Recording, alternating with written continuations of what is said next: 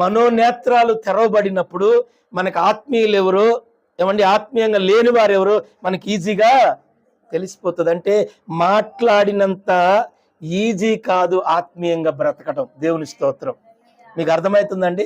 మాట్లాడినంత easy కాదు ఒక వ్యక్తి ఆత్మీయంగా బ్రతకటం.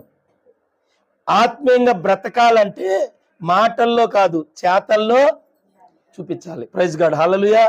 నీ క్రియల్లో, నీ వస్త్రాలు, నీ మాటలు, నీ చూపులు, నీ తలంపులు, నీ నడక, నీ పడక, ప్రతిదీ అబ్జర్వేషన్ జరుగుతుంది. ప్రైజ్ ది లార్డ్, హల్లెలూయా. ఎవరు అబ్జర్వేషన్ చేస్తున్నారు? పరలోకమందున్న దేవుడు ఏం చేస్తున్నాడు? అబ్జర్వేషన్ చేస్తున్నాడు నిన్ను. ఏం అబ్జర్వేషన్ చేస్తున్నాడు?